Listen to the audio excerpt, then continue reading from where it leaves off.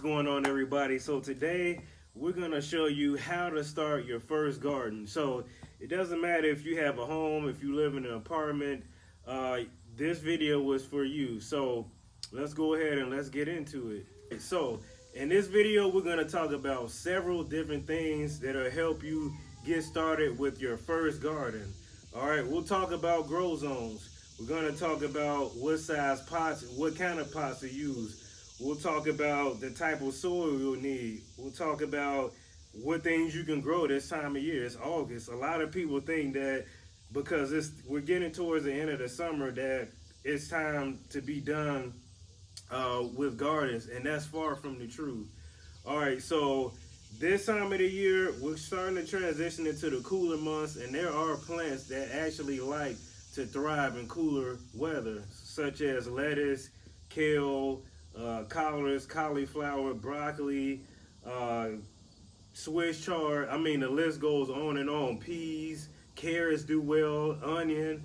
So this is the time to get started. It's always a good time to start a garden, and that's just my opinion. So let's first talk about grow zones. So for homework today, I want you to look up what grow zone you're in, and you can easily do this on Google. So I'm in grow zone 5B. I'm just east of Indianapolis in a small town, and basically what the grow zone is going to do is going to help you know when to plant what.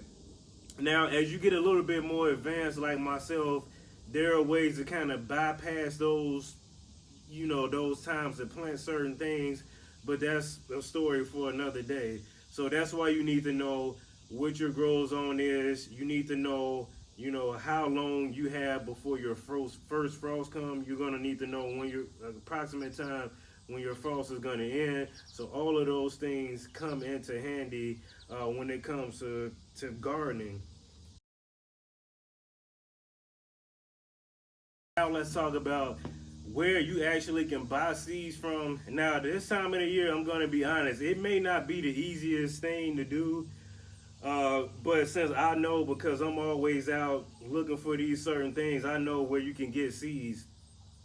So the first place I'm gonna say is Menards. Now Menards has seeds actually for sale right now, but if you want to not be in this position, when those seeds are out in all of the stores, you want to grab as many of them as you can. Because like now, if I'm going to be starting my broccoli or cauliflower right now, I'll already have those seeds.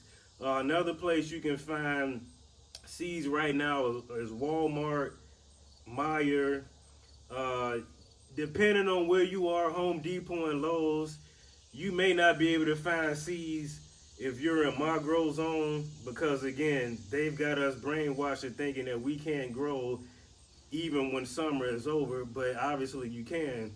So you may not find seeds in those stores depending on where you are.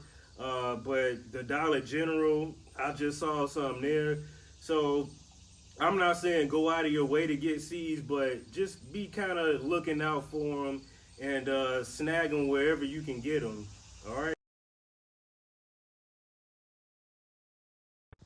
Now, as we talked about it before, you can grow carrots, peas, collards, kale, bok choy, Swiss chards, onion, spinach. There are so many things you can plant right now. Beets, the list goes on and on. Lettuce. So don't let this time of the year fool you into thinking you can't start your garden right now.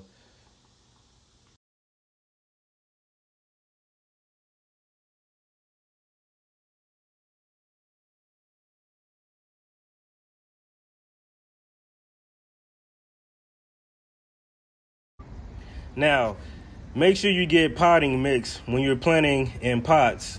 Doesn't matter what brand as long as it says potting mix or potting soil on it. And basically, this soil is very loose, well draining, and it helps your roots grow very strong. So this is why it's very important that you get potting mix and not just any other type of soil.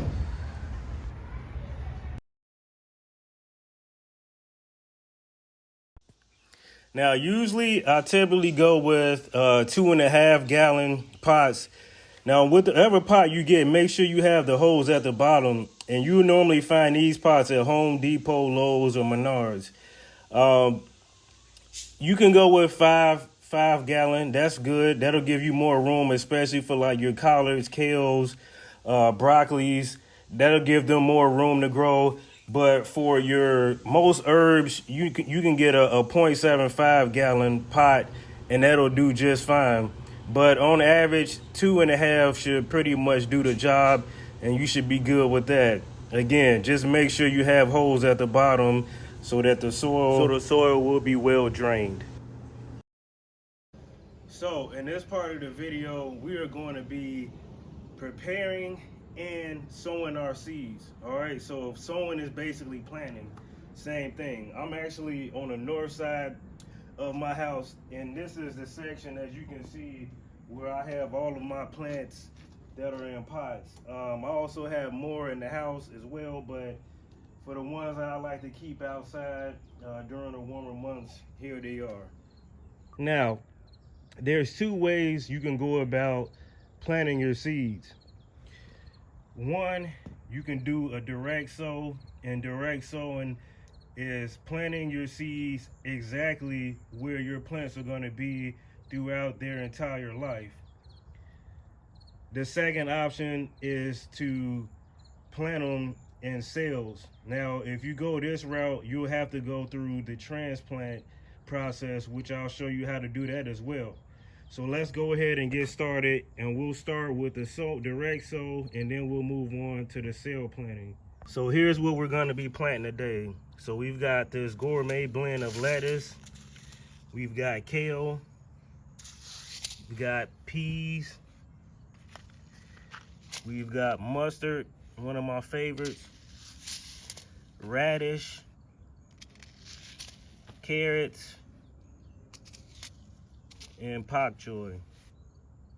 And all of these can be planted in August. All right, so the first thing I'm gonna do is open up my bag of potting soil. But before I open it up, I like to do a few bounces. And what this will do, this will break up that soil if it's compact. All right, just gonna pour it on in there.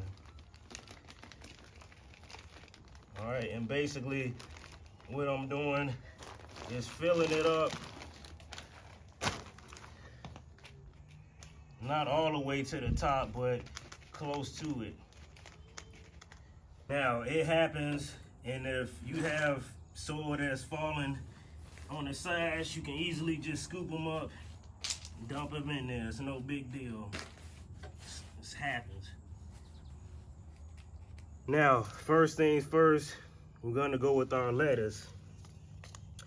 And so I'm gonna open it up in a way that I can safely put it back. All right, I'm just gonna bring a little bit of lettuce out here, and I'm gonna do a pinch and just kind of sprinkle it around. Sprinkle it around pretty evenly. And now when we're dealing with seeds this size, you don't have to even worry about covering them up, because once you water them in, they're gonna kind of do a self cover up, if you will. So now I'm gonna take the water and just water it in. Water it in really nice. You can already see it's starting to self plant itself. From this point, to get a quicker germination, what I'm gonna do is put this 2.5 gallon Ziploc bag over. All right, I'm gonna put that 2.5 gallon Ziploc bag over. And what this is gonna do is keep the moisture in the pot, and then it's gonna make the seeds germinate quicker. So now I'm gonna put my pot where it's gonna be. I'm gonna put it right here. This area gets some pretty good sunlight. Not too much, but just enough for the lettuce. And then what you can do is label what's in your pot. Now, once your lettuce has 3 leaves on it, you can remove the plastic off of the pot. And from there, let it grow as it normally would. When it comes to labeling, I like to use masking tape because I can easily put it on and off. And in this case, I'm gonna write lettuce. Hopefully, I'll write it neat enough that you can kind of see what it says. And from this point, all I'm gonna do is peel.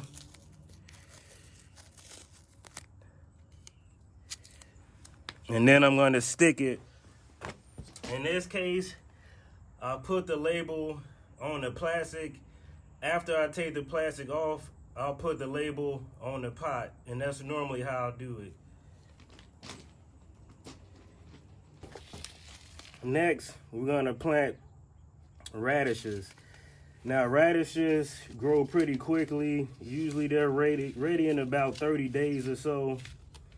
So I'm gonna open this up here, and we're gonna space these out a little bit. So I'm gonna put 2, maybe 1 inch apart. So 2, 2, 2, 2. So you wanna make sure you have a little bit of space for them to grow.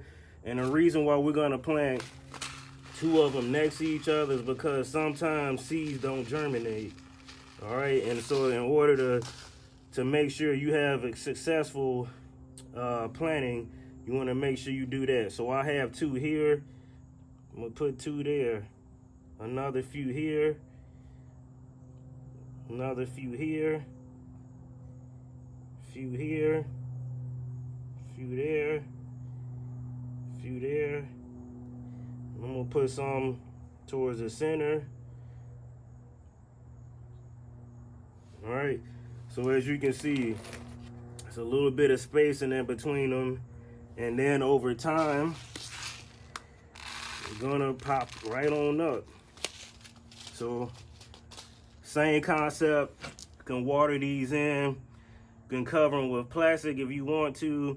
If you don't want to cover them with plastic, then you just make sure the soil is moist every day, all right? So same concept, I'm just gonna water these in just because they're so small, and they'll self-plant themselves after watering.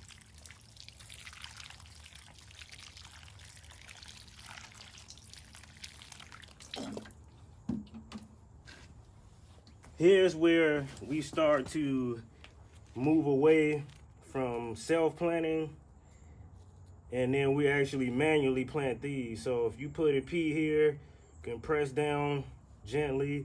Another one maybe about 1 inch or 2 apart, press down gently. Just make sure you're creating space between them. All right.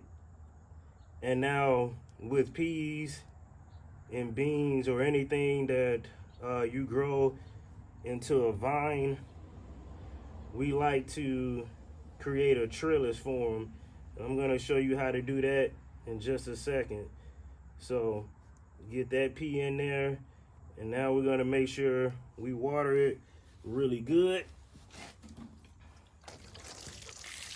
Now, when you're creating a trellis for a pot, you wanna get one of these fencing posts, and basically what I like to do is put it right on the edge here, away from where I've actually planted seeds. So I'm gonna let that sit there. I'm gonna take my caging here.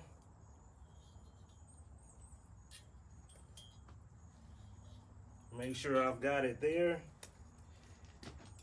Gonna bring the edge here. Let one end slide in there. Let it slide in here.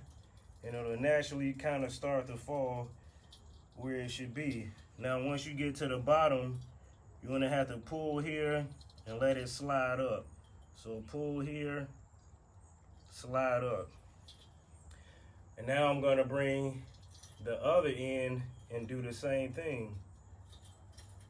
All right, so I'm gonna wrap that around here. May get a little caught up, but the same thing.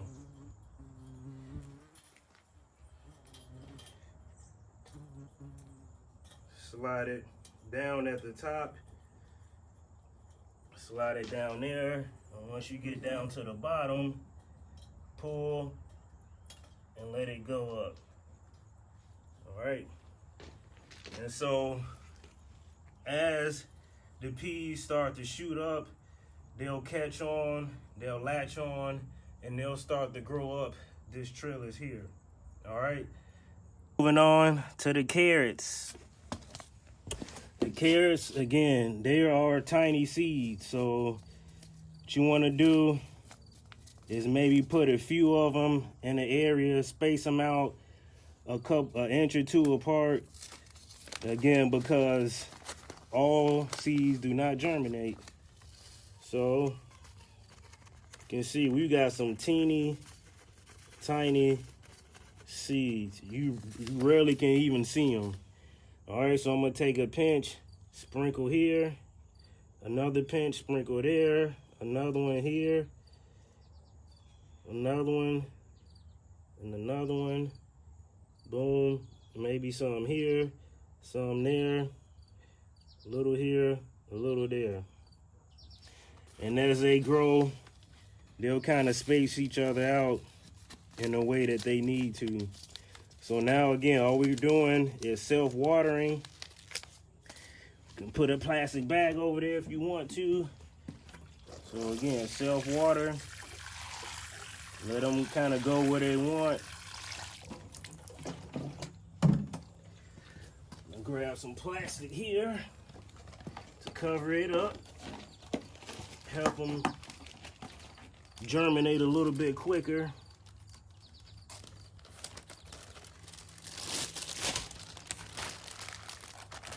Put my plastic over here. And I've got to make sure I label them.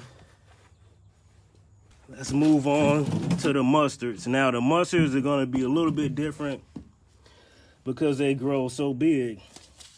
And all I'm going to do is open this up, maybe get about 5 seeds.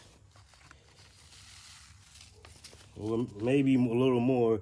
So I'm going to just grab a pinch and then I'm going to just sprinkle them all in one area.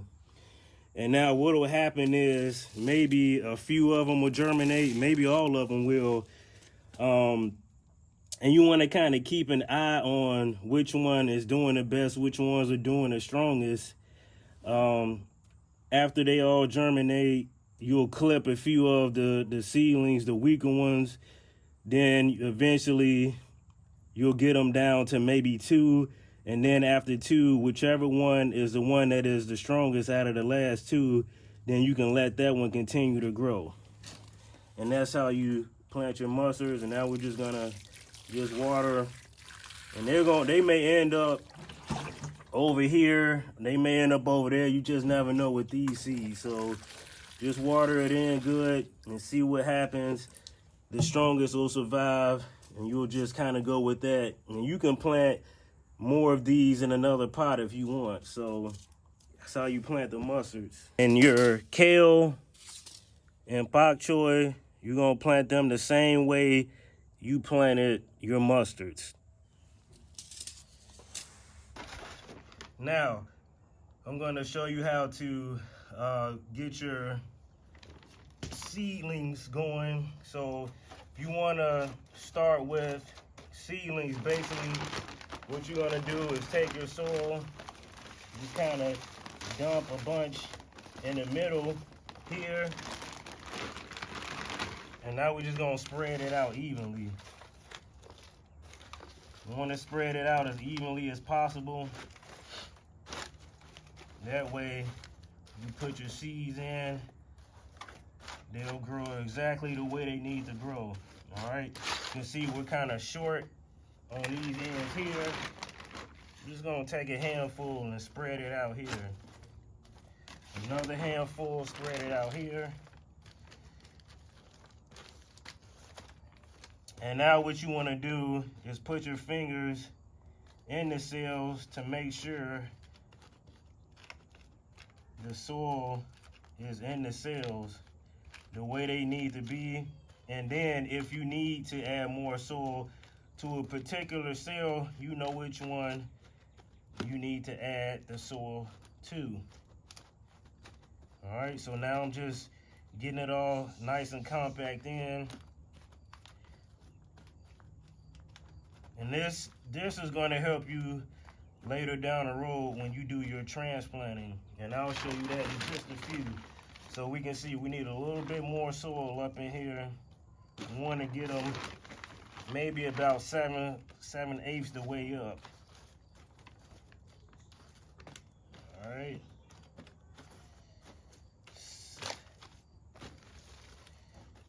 A little bit more on this one.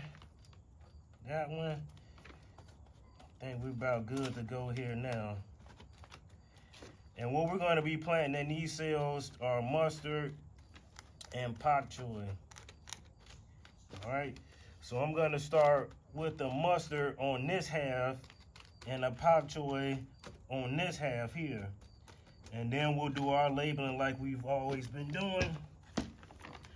So I'm going to take my mustard seeds and I'm just going to sprinkle them on there because, again, we're talking about tiny seeds.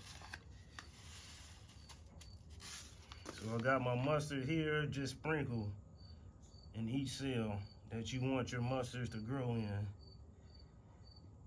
And again, we'll do the watering so they can self-plant themselves. And I'm putting several seeds in each cell because sometimes you just never know. Sometimes seeds won't germinate. Sometimes they're old. Sometimes they weren't stored the way they should be. And sometimes that's what happens. And now we're going to get the pak choi. We want to put it on that side here. We'll water them all in and then we'll label them. So that way we know what's what. All right. Same thing. Sprinkle a few of them in here. More here.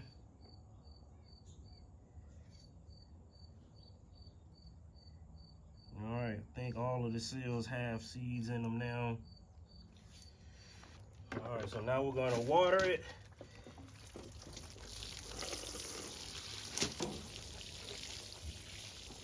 And again, they're gonna self-plant themselves. Now what we're gonna do is put our cover on it. Put your cover on. And then I like to tape the sides just in case the wind blows. I'm gonna put it in a very sunny location. So I'm gonna take my tape here, put it on the side, tape here, put it on the side here, and then you can do your labeling. All right, so I'm gonna write mustard on my first go round here. So mustard, take that, put it here in the back. That way I know what's on this side. I'm gonna write pak choi on the other side.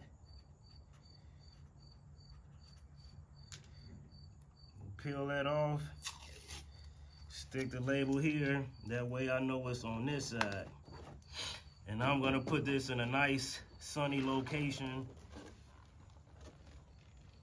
About transplanting your cells. So basically I have a pot of soil here. I'm gonna bring both of my fingers together and just slightly make an opening here. As you can see, I have curly kale that I planted maybe 2 weeks ago. And as you can kind of see, each cell has several kale in them. And so when you're transplanting, what you want to do, we'll break this off so we can get a better way of doing this. So basically what you're going to do, and this is kind of where planting several of them comes in handy, because you can actually grab a hold to all of them, which they all have their own root system, and it's going to make it easier to pull up. So if you have one or two and you try this, you may destroy your seedling. And so basically I'm going to squeeze at the top here, squeeze at the top there, and that should make it easier to pull up here. All right, so I've got my seedling here.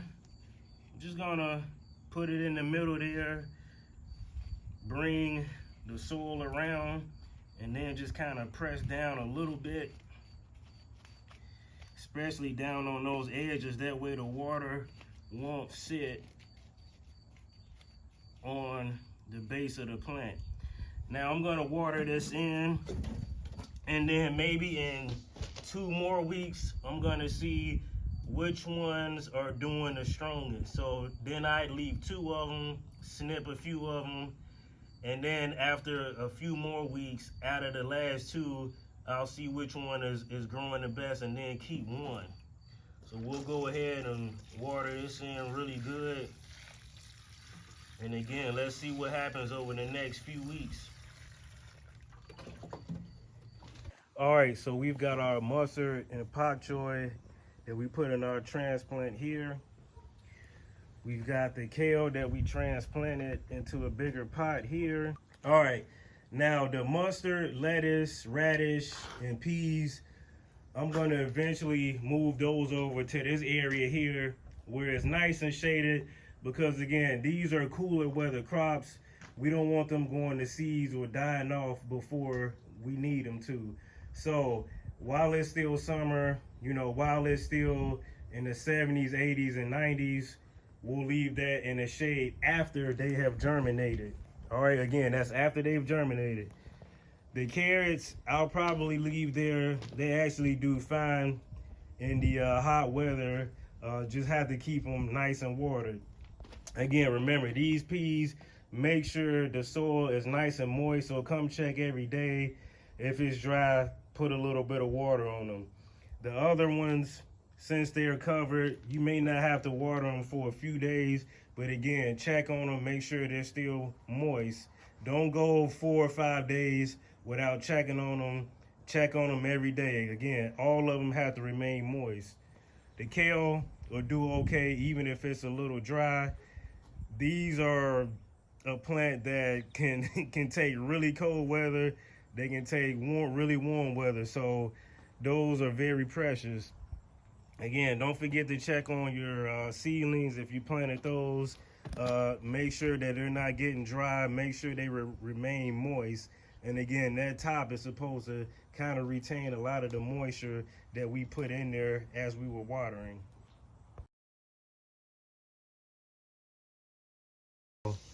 On the back of all of the seed packages, if you flip them around, in the top upper right hand corner, it shows you how many days to harvest. So this will let you know how long it'll take for your produce to be ready for consumption.